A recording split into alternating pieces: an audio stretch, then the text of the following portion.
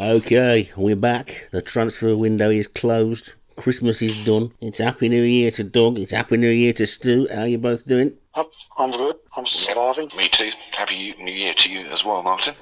Thank you very much. And it's the only place in the world, SO6, where we can have the Christmas chase and Royal Ascot in the same week. It's got to be good. Top hats at the ready. Have you both got them all sort of tucked under your arm? Because it's a bit windy. Yeah, I've just sticky taped mine to my head. I couldn't find one big enough.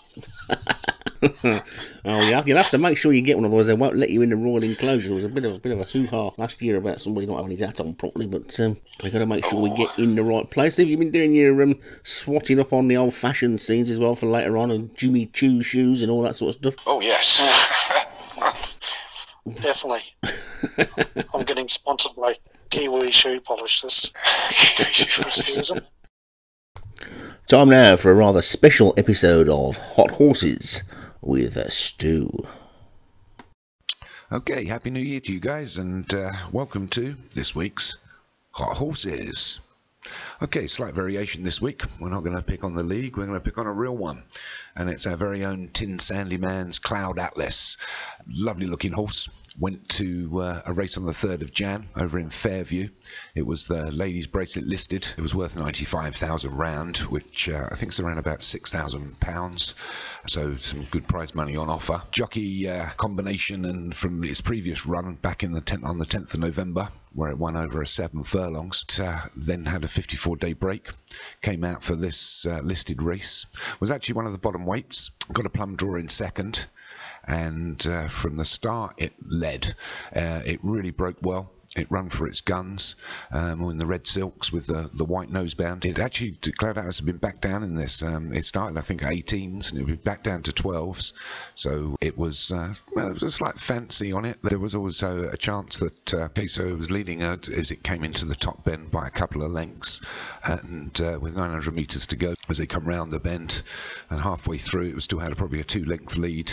Finally got into the straight, and we got to about 500 metres out, and then it was put under Cloud Atlas was put under a bit of a challenge by Starburst Galaxy, the favourite, but Starburst Galaxy ran out a little bit of steam as we approached the final 200 metres. The one on the outside was about the bush, which was making some good ground, but there was one even further out wide, was Mercy Sagos, also the bottom weight here, came off the pace just inside the last 150 metres, took the lead from the second place beat About the Bush. Third was Starburst Galaxy, the favourite, and Cloud Atlas just trying to get up for third, was just beaten by a neck into fourth, but a lovely run its heart out. I know Tim and his connections were really happy with it, and obviously some nice prize money and a listed handicap.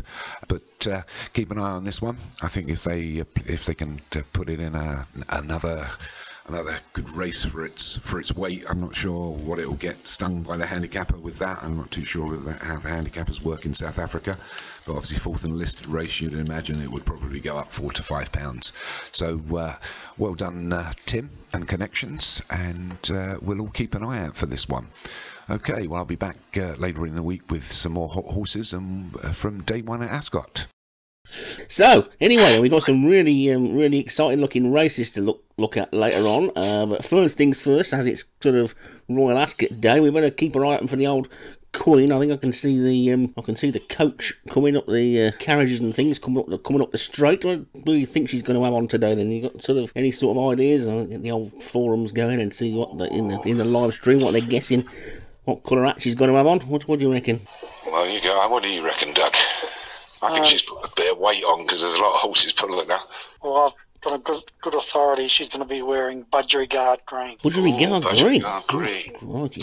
No, I think she's going to go more for that sky bluey kind of colour. Try and brighten up the first day. Yeah, because it's looking a bit murky, isn't it? You see, I've got this feeling. You see, I remember last year she took a bit of a shine to Doug. I reckon she's going to be dressed up in his colours. I reckon. If she's not today, she will be another day, 1 week. So keep your eyes open. Who's going to be the first? Who's going to be the first to spot her? Can we see her? can't see her yet. Oh, She's short. She doesn't see There over we the go. top. I can see her. Look, it's Budgerigar yellow, not Budgerigar green. So Doug was nearly right. I reckon that's canary yellow. Oh yeah, probably Yeah, is canary she's got a yellow. bit of blue on her hat. I should get half a point for that. I reckon she's come dressed That's up for Gray today. She must think Gray's going to have a good day. She's come dressed up like a budgie or a canary or something like that. I think we'd have to chat to Gray because he knows his birds. He does. It's good. Talking of which, who's that in the second coach behind? That looks like that's that Princess Michael of Kent. Look, with a bloke who looks a bit like me sitting next to her. Oh, he's got a good beard, though. One of them. I thought the guy was Princess Michael. No, how can he be always called Princess confused by Michael? that. He's called Prince Michael. She's called Princess Michael. No, don't they have one where they're a bit weird, though? One of them is a man and it should be... No, okay. It's like the word princess is a bit of a clue, and like she's not really called Michael. He's called Prince Michael, and she's called something else. But I get confused because her name's Michael. That's the confusing bit. yeah, I don't think it's her real name. That's what she's called. Like you call like your wife might be called Mrs. Gray. She's called Princess Michael rather than Princess Oh, okay. I kind of Miller understand or whatever that. her real name is. I don't know. You know about this sort of stuff, don't you? Don't you have the Queen and stuff out there? Do you know who she is? Who? This woman, Princess Michael of Kent, we've got on in the second carriage. Do you know who she is? No idea. I just see a woman sitting next to a wombat. With the bloke's name. See, the old royal's doing that transgender thing already. She was a bit of a looker years that's ago. right. She was, you know, she was like the glamorous one of the royal family until old Princess Diana turned up. I So, never knew that. well, there you go. You see, that's why It's a bit of that's plastic why they have surgery. that's She why wants they to have stay me. glamorous. That's why they have me around, you see, because somebody has to know what's going on. It's all right, you pair swanning around in the sun, Hopefully you drinking champagne and oysters and going to beach parties all day. Somebody has to do the background work, you know. The royal watching. Anyway, I'm sure they'll all have a lovely day. Right, okay then, time to take a look at the day one races in a little bit of detail then, and get the old tipping competition going with us three and see what we think. So the opening race then, the Queen Anne Stakes, named after the lady who discovered Ascot Racecourse, turned into a racecourse back in 1503 when I was only about 7. So, what do you fancy then, you two? Doug, Stu, have a look at it. Okay, looking at that, Thunder Spark's the only person that's got a couple of horses in there. No Paul Rhodes. Interesting. That is, isn't it? It is interesting. Yeah, I would have thought you'd had a miler at 4. Okay, very quick. Although I'm not sure Thunder Spark's horses are going to be that good at 5, so I'm not going to go for one of them because I believe they all peak at 3, the top trainers. I think by 5 they've gone. So I'm going to go for Jim, Bronze Road Boy, a real outsider, I'm sure. What about you then, Doug? Yeah, I'm going to cancel out the Kiss of Stew and go with Bronze Road Boy as well. All right, so you two starting off teaming up on me to make sure that I don't win. So you're just both going to pick the same all the way through. Well, you see, this is an interesting looking race, isn't it? I've got to put my money where my mouth is, and I've been banging on for ages about people bringing horses back, so I don't think it can be any harm. I don't see as they can deteriorate that much, so I will think one of Thunder Sparks is going to win. I seem to remember from 2 seasons ago, Rivermore was a little bit patchy sometimes, so I'm going to go for Selena. I think Selena might be a filly, might get a bit of weight, so that might help. Selena for me. Okay. Sounds good. So first the big sprints after that then, that's the King Stand, which is a 5 furlong straight up the Ascot Straight. Should be run lickety split. Oh, 2 old names showing up there. What do we fancy that time in that one then, Doug? Paul Rhodes has put one in. Pine Dust. Locksong, returning horse, was excellent last season. I'm going to go with Jilly Joy, Stephen Rand. Interesting, yeah. Only been out one time, first time out. I mean, you know what Martin's going to say. It's going to be between Pine Dust and Jilly Joy because of his theory. But no, I'm going to go for something a little bit off the card. Certainly isn't going to be mine, Iraqi Copper. No, I'll go for Paul's on this one. I think Carla will have back-to-back wins. So Right. Carla for me. So, I'm going to make it a bit of fun then. I was going to go for Jilly Joy a little bit because Stu's right about my theory.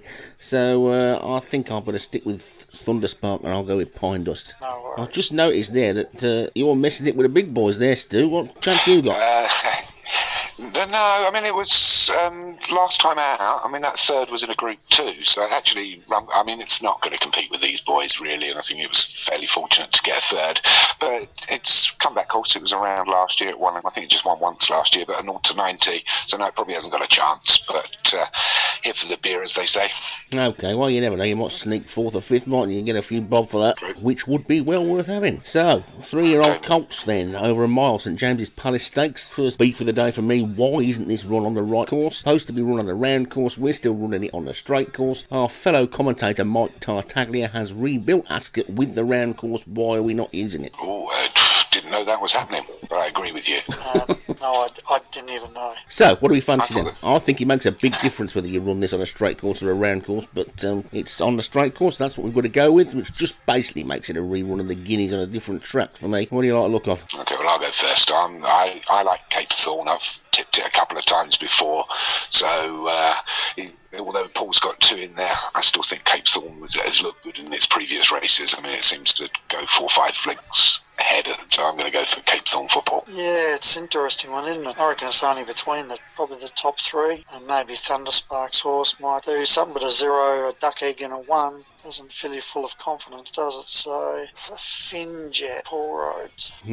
Battle Road Boy probably deserves a win, but gotta stick with my theories. If I like classic form, and so it's got to be between Ascot and Cape Thorn, so I'm going to go for Ascot, and I think Thunderspark will have a pretty good start to the day. I've tipped him for the first 3, I think, now. So, next race then, the Coventry Stakes, the first of the 2-year-old races. This is a particular favourite of mine, as it's named after the city of my birth, and it was won by a pretty good horse, this, and we've got a big field because it's a Group 2, so people have been able to put new horses in straight off without having to run anywhere else first, which makes it a little bit of a lottery maybe, but I said that with it being on the straight course, there shouldn't be too many problems with not getting the run. What do we like to look of in that one? Okay, well... He's going to pick Thunderspark.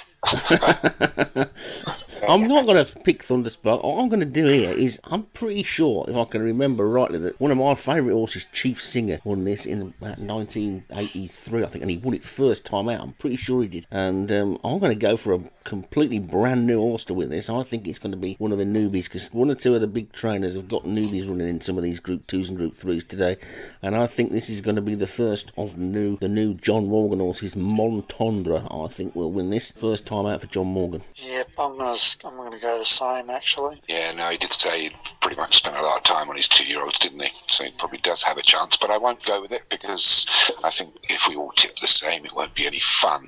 I don't know, Hands. If it's something about Hans' horse over, so I think over 7 furlongs especially. I know this is over 6, but let's look at Beasts Arrive. No, Steve, I think about time I tipped one of yours, so correlation for Stephen Rand. I think there's probably going to be one or two people giving a bit of a wry smile with the fact that Hans has got a horse with the name Bandit in its name, but apart from that, I think we also want to, at this point, we like giving people names, don't we? Like we got Hollywood Hinton and we've got Formula One Follis. But I think we've now got to start calling John Morgan, John Frank Sinatra Morgan, because that has got to be the shortest ever retirement from flat training ever. In the space of half a season, he's back.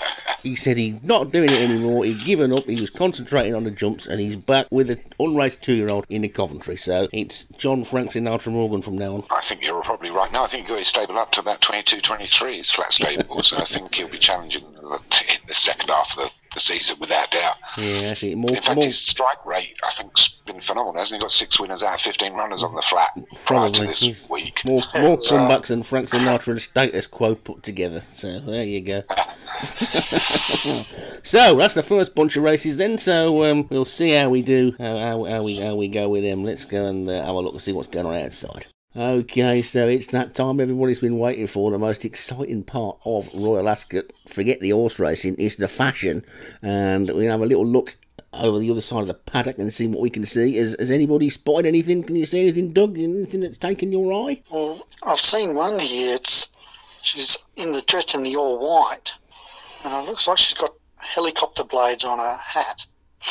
Oh, is that group of about 7 of them? Oh, I think I can see them, yep. Oh, yeah, they've got them now.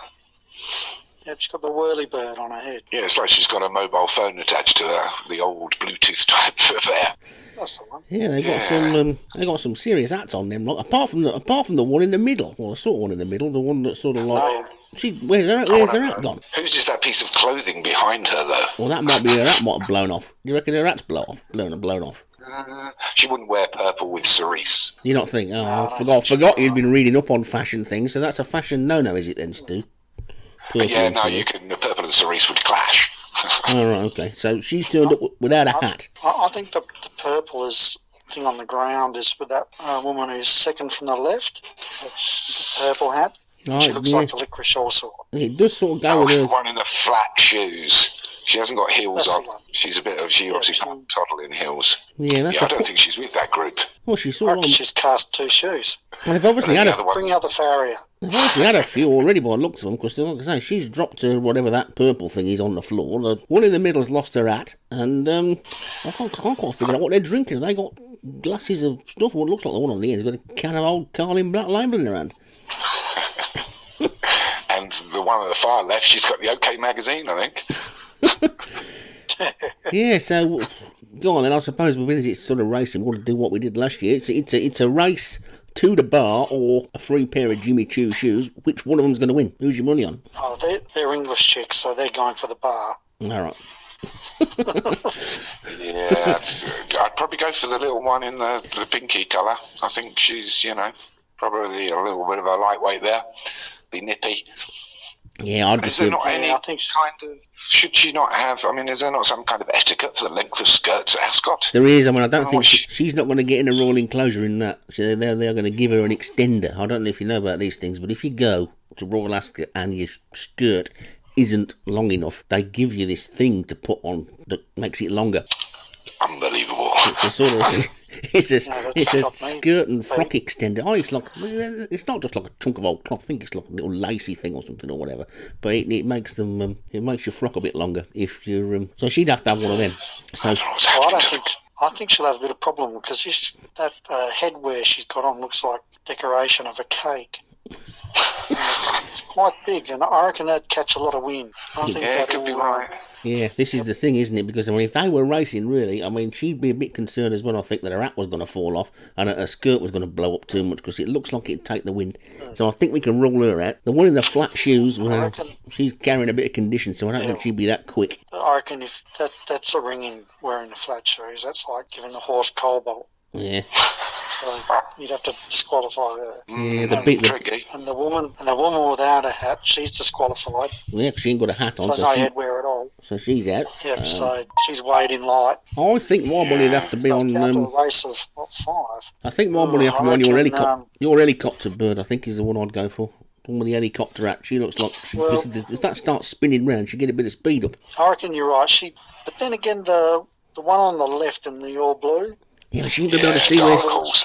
She looks sober. Yeah, but she's got half a pair of blinkers on. She won't be able to see where she's going. Because that hat covers one of her eyes up. So that'll keep her mind on the job, mate. She won't be looking around to see who's looking at her. She has got the OK magazine in her hand. She probably does a bit of society photography, I imagine. Right, so Doug's going for the one-eyed blue on the left then, and I'm going to go for the helicopter. The pink and the one without a hat have been disqualified. So which one are you going for, Stu? Oh, you're not letting me have the pink girl. Okay, well, you can have her, but she'll get disqualified because her skirt's too short. Yeah, no. Well, even okay, then, well, it'll have to be... No, I'm going to go for the girl with the flat shoes. No, I think she's going to barge her way through. Oh, she looks like a 3-mile chaser to me. I don't think she's going to win a 5-furlong sprint. She's disqualifying her as well. Oh, Doug. Okay, the one carrying, obviously, a couple of extra pounds in her saddle, second from the right. She's carrying a little bag, so I assume she's got an extra pound or two in there. Right, okay. I'm disqualifying her as well. Why are you disqualifying her? Substance abuse. That'll be substance abuse in that Substance abuse, yeah. Okay, I think we might have to declare this one a void race then, shall we? Nobody's got There's 3 runners left. There's 4 of them. Well, the only one we didn't mention was the one with a sort of creamy coloured thing and the black hat, so maybe she wins by default. No, but she's a bit the one right on the end too. Oh, the orange one, yeah. Yeah, that's going to be a problem for her as well, because that hat's going to come off. Yeah, and if you look at her legs, which hasn't, you know, they're not as there isn't much definition in those calves or any suntan. I reckon the hat looks like the starter strand from the Grand National. She's wrapped it around her head into a bow. Okay, so there we go. The politically incorrect stakes, the first race at Ascot this season, and we've disqualified most of them. I'm not quite sure who we've decided is going to win that, so we better move on before we upset anybody else, I think. Okay, race 5 is the Ascot Handicap Stakes. 10 mile 4 furlongs, 0 to 90, first of the lower grade handicaps. And what do you like in this one, Steve? Okay, well, I've got mine in their keys, which I do quite kind of fancy, but whenever I see it at the top, you know, carrying just a couple of pounds off top weight, and there's a few down the bottom that are 20 pounds lighter, probably I did have hope that this was probably my strongest runner in all the Ascot races, but do I tip my own and die? No, okay, I'm not going to tip my own and hopefully win, so I fancy probably Carl Arroganti off 70, obviously second and a first last couple of races, so I'll go for no whip for Carl Arroganti in that one. How about you, Mark? Well, this is an interesting race, isn't it? It's quite a small field for a handicap, and it's 0 to 90, so it's a chance for some of the lesser trainers to get a win. So it's good to see you two have both got one in. You've got your Jwala down, Doug, which looks like top weight, so that's interesting. There's a couple of other interesting things in this. 2 8-year-olds in there, Ekhere and Veluga, and Darren Howells always does well in these sort of long distance small runner handicaps, doesn't he? And so does James Forrest. He's got Pixley that's a winner as well. But I'm just drawn for all of the wrong reasons to Touching Wood, because Touching Wood I think came second in a derby, so if it's anywhere near as good as that, it should have too much class and speed for these. And I like to think, I know people like Kevin Meadown do follow proper racing and stuff, so I reckon that when they're naming their horses, that's what they expect them to be. So I reckon he would have thought that was going to be a decent middle distance horse that might have a bit of a turn of foot, so I'm going to go Touching Wood. And I will just butt in there, and I will apologise now, with the little Ascot competition I was running on the forum, I actually omitted Kevin Meanahan's name, so I do apologise to you, Kevin. You didn't get in any of the groups. You probably should have been there, so I do apologise to you now. That's it. Probably going to have the most. You're probably going to have the most winners now. I know. And what do you fancy in this one then, Doug? It's got to be your own. I reckon your horse is pretty good, Keys, in this sort of grade, a consistent stayer. And I've had one of my other horses that's kind of gone up against Keys a couple of times and hasn't been able to get past it. Dwala Down is the better of the two, so I threw it in. You know, I don't like it top weight in these handicaps. It's just, I know for some trainers they get up, they don't for me. Down the page, you got Hollywood's horse there that's in sort of consistent, Serious Jules, Mixed Dancer, Darren Howells, Carl Arroganti's there. I'm going to go with Keys. Oh, thanks, Doug. Oh, Stu's horse gets to kiss a dog, or what did we decide it was? I can't remember what we called it now. It's one kiss you don't. Ouch. We'll move on to race 6. That's the Windsor Castle, and that's a 5 furlong, another 0 to 90. It's an open for 2-year-olds. So, what do you think, Martin? This has got the famous "Oh Call Me Blue" in it, hasn't it, for Tim, and his famous commentary. So it'd be nice to see him getting an Ascot winner, but I can't see it somehow. There's a lot of duck eggs in the form, isn't there? And I think it's difficult, but I'm gonna go for Darren Howells and King Gold Katzer, even though he reckons it's his second choice. He won last time out. I reckon these will go off lickety split, and they might set it up for a closer. Darren Howells and King Gold Katzer. Yeah, no, good spot. Darren does do very well in these handicaps, and off 56 is pretty low. It's tricky because my horse speed in with DB, as it says in on the card, it came 5th in the maiden, and it was up against some really good horses. But ever since then, it has come virtually last every race. So I assume it will come last again. Can I have that as my tip? What, that it comes last? It will come last. I don't know about that. I suppose you can if you want. If you're not going to let me have that, then I'm going to go for Bird Has Flown. Interesting. 85 though. Yeah, it's got to be something in the 70s, low 60s. I'm going to go for Beast of Burden for Kevin Meanahan. It's a couple of winners. It's won twice. It's probably won a 0 to 90 probably previously. So I think Beast of Burden for Kevin Meanahan. It's interesting. I'll just let you know the Bird Has Flown probably needs another furlong. To be honest, I don't think it'll last over 5. And a quick question about your other horse in there, if you don't mind, Dirty Mistress. Is that related to the old Dirty Prawn that Doug used to like calling home? It certainly is. Her dad was Dirty Brawl. Anything with the word dirty in front of it, you'll know it's come from Dirty Brawl. I'm going to go for Tim's horse. I call me Blue. Ooh. I think he is right. It does need the 7. At least I think it won over 6 furlong in win, but I think going up the Ascot straight will just cancel that out. I think it'll be there really late, the last quarter furlong. Yeah, this race does look like it's going to be set up for a closer to me, because they're going to go off really quick. Yep. And that stiff finish. So you'll have your work cut out commentating on this one, Doug. You'll probably have about 12 of them all flashing past the post at the same time. Yeah, I know. Yep. I'd Come up for you. I'd pour yourself a good stiff gin and tonic before you start that race, because I'll be totally sober for this. Okay, we'll move on to race 7. It's the Jersey Stakes, 7 furlongs, Group 3 for 3-year-olds. Oh, what a shocker of a race. There's so far 3 of them, they're all having the first start. I'm going to go with Blighton Lad for John Ward. Yeah, no, I might be following you in on this one. It's very hard to say. I mean, obviously Thunderspark was newbie in there, John with a newbie, even yourself, Martin. You never know quite it is. I mean, Stephen Rance also must be good. I mean, it's top of the tree, rated 115 for its win.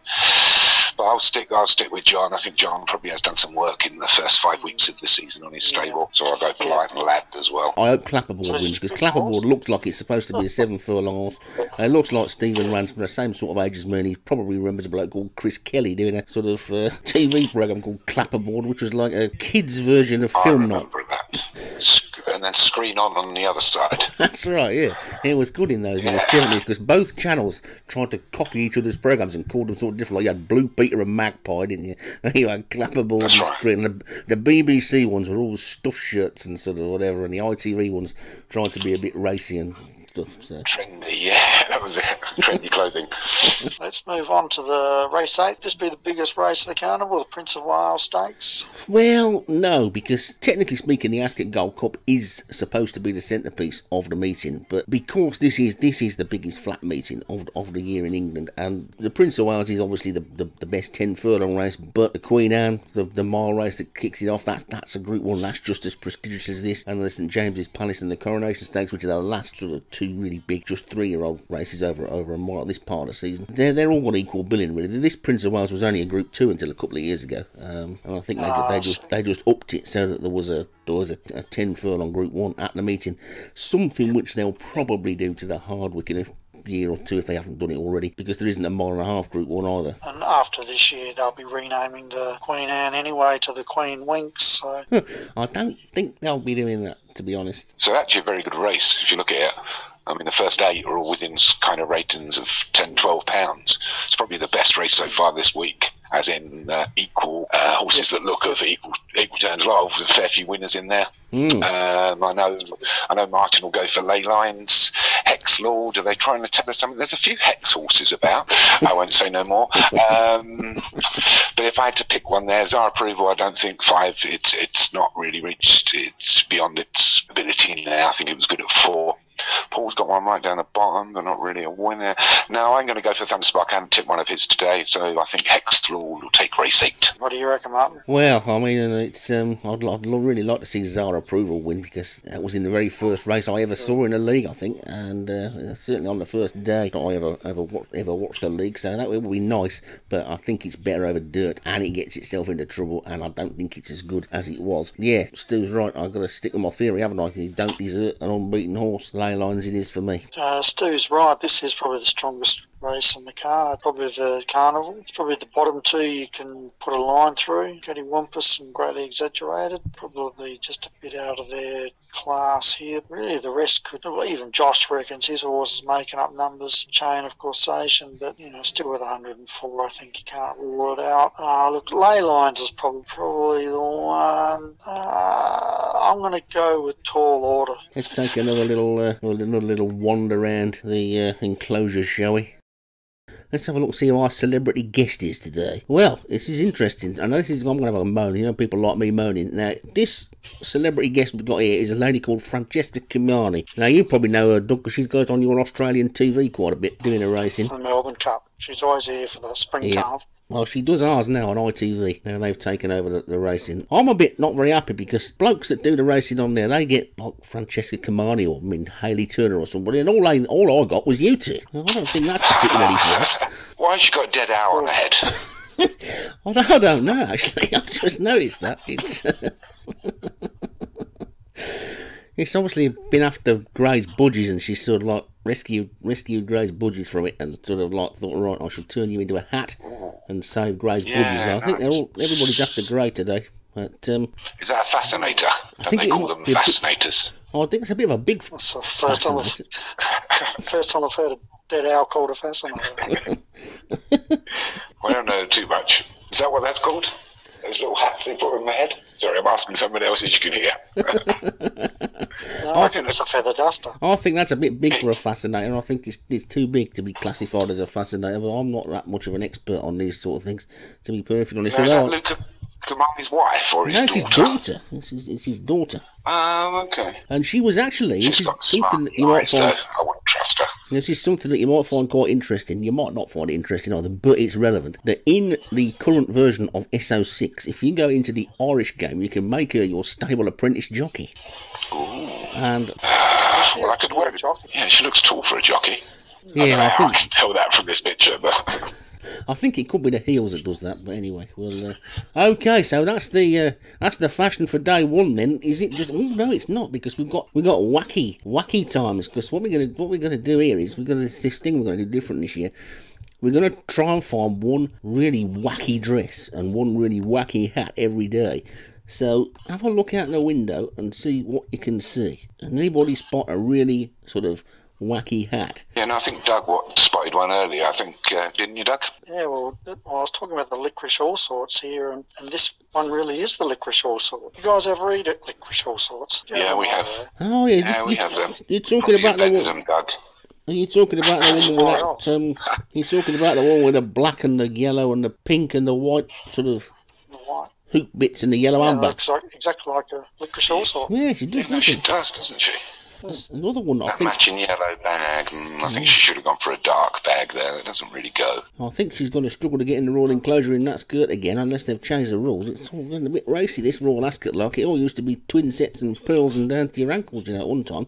Yeah, no, it's a strange hat, though. That reminds me of do you remember the box that used to come out of Camberwick Green? And the man used to come out. If you look at that hat, it's got that kind of opening affair. Do you remember that? Yeah, it does look like that. I suppose that's quite a clever design, really, because it's got holes in it, hasn't it? So the wind will blow through it, so it won't necessarily blow it off. Yeah, no, those hat makers at Ascot, they make a fortune for nothing. They really do. Yeah, it always used to be funny that the woman that used to make them was called Mrs. Shilling, wasn't she? And they all used to cost a lot more than a shilling as well. Yeah. So I think we're going to give her a prize for a wacky hat today, I think, aren't we? So what about a wacky? Well, I think she's more of a wacky dress than a wacky hat. No, yeah, I think we'll make her a wacky dress. She's both. She's a daily double. She's a daily double. She's a daily double. I quite like that. So we've got to give somebody a prize for the wackiest hat then. And I think there's a woman who's got the World Cup on her head. Oh, over there, I can see her. My God. It's a bit odd, that, isn't it? It's nuts. That is nuts. But it's got Union Jacks on. No, St George Crosses on the Union. It can't possibly be World Cup. Yeah, well, I think it's supposed to be the World Cup, but maybe she's thinking that England are going to win the World Cup, which is probably even crazier than thinking that one of us three will have a winner at the races this week. That's not a woman up there on that hat. That's Maradona. More like Madonna than Maradona. That's the hand of God. The hand of God. It could be. I've never seen Maradona in a bikini, though. You wouldn't wonder if you've seen him lately. He looks like sort of, I don't know quite how you describe him as now, but he looks more like a football than a footballer. Yeah, no, he's got a substance problem. Substance problem. The only man who ran down the boundary because he couldn't move away from the white line. Yeah, so there we go then. So that's a winner. That's crazy hat and crazy dress day on day one. So we're giving the World Cup woman the prize for the hat, but we're going to give the licorice all sort lady the daily double, as Doug's called it, then, because she's got a wacky dress and a wacky hat, and it all matches up together. Let's hope they can give her a bit of an extender for that skirt, and she can get into the Royal Enclosure, and then you can take her for a drink, Doug, if you like, and sounds good to me. Give her a daily double prize. Hold it over there. All right, then we're moving on to race 9. We've got the Royal Hunt Cup, which is a mile 0 to 110 handicap. There's some good horses in this, I think. Who do you fancy, Martin? Oh, this is the sort of race I like. Big field handicap, straight down the Ascot straight, and it's race 9, so that means I think Doug's still commentating, so I haven't got to commentate on it. That makes it even better. It does look an interesting race, doesn't it? I'm hoping that my Yvonne Elliman will run a good race, because she made her debut at this meeting last year, because she came in the window last season, ran really well. I think came second or third in the Jersey Stakes, but since then been lumbered with a rotten handicap mark, which is now starting to slip and is just about right. Problem is, I think it might be a furlong too far for her, but I would like to see her run well. But having said that, I reckon that you are going to win this, Stu, because I reckon your K Danish is on a really low weight, and I seem to remember it came with a right old rattle the other day. And these races are set up for closes on this track, so I reckon you're gonna be shaking hands with the Queen. Well, its 0 to 90 win was at Ascot, so it does like the ground. I kind of fancied it, to be honest with you, when I first put it in. But there's a lot of horses in this now. If you get well wide or you get caught up anywhere, especially a horse coming from behind, I think the field might just be a little bit too big for it. Well, it's a straight course though, so there's no worry about getting caught wide, really. It's one of mine. Come on, Martin. it will find trouble. But I appreciate you tipping it. What do you think, Doug?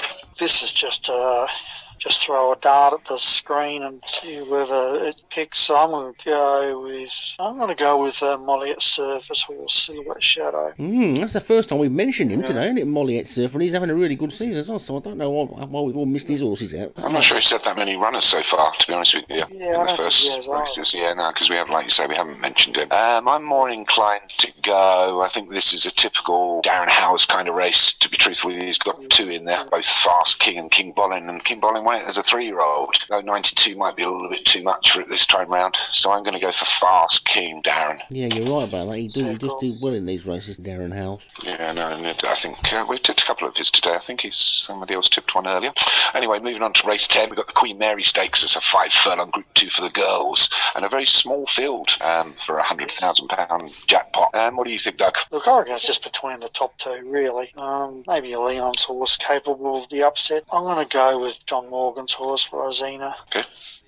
And yourself, Martin? Yeah, disappointing field, isn't it?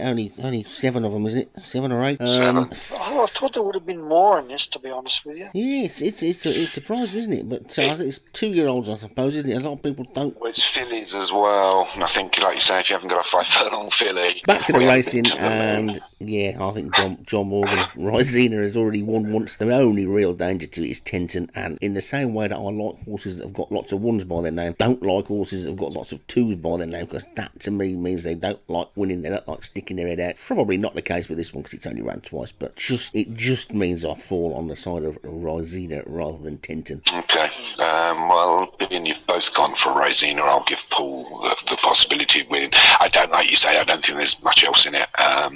Although you're never sure what Purple Bean is or Time Traveller.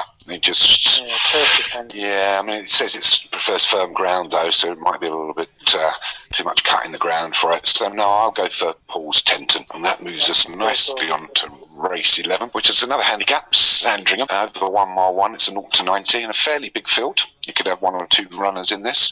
I'll go with this one. I've got 2 runners in it. I've got Capel 1 and Cartoon Park, which I don't think, both first time runs at 1 mile 1. So, and it's only because they've not really run at the distance I thought they were good at, which was a mile 2, and I think Cartoon Park at a mile. So they're both having, and to be honest with you, when they've trialled, I think it was the only place to go. I like James's Mansell Lacey. I've come across it a lot in 0 to 80s, 0 to 90s. It's off a nice, and it 1 mile 1 furlong. I'm pretty sure it's its distance. So I'm going to go for James's Mansell Lacey in this one. And you, Martin? Well, I'm pretty sure, I can't remember exactly, but I think this is the race I won last year with Come Taste the Band. It was either this one or maybe the Britannia. I'm pretty sure it was this one because it was a mile and a furlong, and Come Taste the Band went on to win the Cambridgeshire over the same distance. And I've got the son of Come Taste the Band, Purple Records, in this, but that one I think needs a mile and a quarter now, so probably not going to win. Mansell Lacey does look interesting. It's probably not the greatest field in the world for a decent race. So we could get a surprise. One of the bottom ones can get in there. Jamie Hopkins. We don't tip his horses very often, and as long as Axel Rose the horse is in better condition than Axel Rose the man, then I think that one might spring a surprise. Yeah, he's got 2 in there, hasn't he, as well? He's got Sands of Time at the bottom. Yeah, yours is coming into a bit of form there, Doug. 5th last time out. This is one of these races I forgot about the 2 entries, and I had a lot of horses that didn't get a start this week, and this is one of the races I could have easily put a second runner in. Formula One Follis's horse is going to go very close, but I'm actually going to tip my horse. Ooh. Bold statement. Yeah, well, we know that Doug's pretty keen to get a sort of audience with the Queen again after what happened last year, don't you, Doug? So she certainly was keeping an eye out for him last year towards the latter end of the week. So we'll have to see what happens this week. See what happens with that one. Yeah, well, good luck with that one, Doug. I'll cheer that one on for you, mates. But that leads us to the last race of the day, which is the Norfolk Stakes, which is back to the 2-year-olds. It's 5 furlong Group 2, reasonable field. What do you think, Doug? Oh, look, this is going to be a tough race. This is tough. Look, I'm going to go John Morgan's horse again, Lucas the Gerbil. Sounds like a DVD I'd sell in my shop. So I think we'll see it find a passage through the field and we'll go deep. And you, Martin, what do you reckon? Well, it's a John Morgan horse, isn't it? So it's probably going to be good, but I can't bring myself to tip a horse with such a stupid name as Lucas the Gerbil. I mean, good races should be run by horses with good names. You can't call a horse Lucas the Gerbil. It's just... I think he probably has got a gerbil called Lucas. Well, he probably has got a gerbil called Lucas. But you can't expect a racehorse with a name like Lucas the Gerbil to be any good. So, and it's, well, yeah. So no, and you know what I'm going to say anyway, because I've got to go with my theory, haven't I? And Magnetide for Thunderspark as 1-1 and race wins. So that's going to be one. So I reckon Thunderspark's going to be the man to follow on day 1. So I've got to go for that. And I'm sorry, John, but Lucas the Gerbil, I don't know what you're thinking of, mate. Really, I don't. Yeah, no, there's a few in there. Do you not sell any honey badgers as well, Doug? That's Django's horse. Yeah, no, it's obviously an Australian thing. I don't know. I mean, like you say, it's Thunderspark. Paul's got one in there. It's in a little one last time out. Mine won't do any good. No, maybe I'll go for Mr. Thompson's horse. I haven't tipped Mr. Thompson's. He would have to have some luck in running, I should imagine, because his form's not particularly good. But you never know with 2-year-olds over a sharp 5. I'm going to go for Velez for Darren Thompson. Okay. Well, that's the day. Yep, that's the first day sorted then. So it's time for you to hightail it up into the commentary booth then, Duck, because I think you're doing the first batch of races today. Me and Stu are going to go and see if we can find a few of those non-runners from the politically incorrect stakes and see if they fancy a quick drink in a bar. I'll be looking forward to your call of Lucas the Gerbil. I hope it wins. Yeah, so do I now. And I want emphasis on it as well, Martin, please. Right, okay. I'll give it my best shot. Good stuff.